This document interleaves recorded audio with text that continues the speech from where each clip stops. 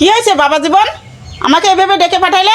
মা, আপনার মেয়ে আমার সাথে থাকতে চায় না। এগুলি কি শুনছি সোনামা? মা, আমি মস্ত বড় ভুল করেছি তোমাদের অমতে বিয়ে করে। ওর না আছে টাকা পয়সা, না আছে কোনো ধন দৌলত।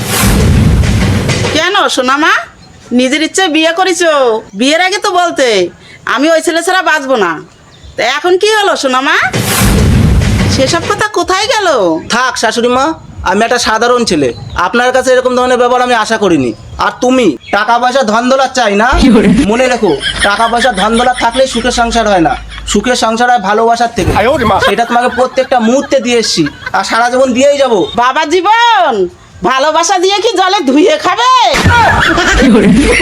জীবনে এমন কিছু করো তোমার উপরে কেউ আঙুল না তুলতে পারে। কত সহজে বলে দিলেন শাশুড়ি মা। জীবন যুদ্ধের শুরুতে যদি মই থাকে না, ধাপে ধাপে উঠা যায়।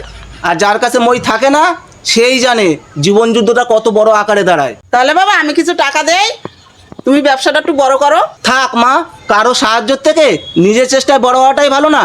এখন হয়তো আমার ব্যবসাটা খারাপ যাচ্ছে, দুদিন পর সব ঠিক হয়ে যাবে, তখন হয়তো আমি আমার সাফল্যে পৌঁছবো। আপনি আমার গুরুজন, এমন কিছু আপনার মেয়েকে শিখাবেন না জানি আমাদের দুজনের জীবনটা শেষ হয়ে যায়। এই তুই হা করে কি দেখছিস?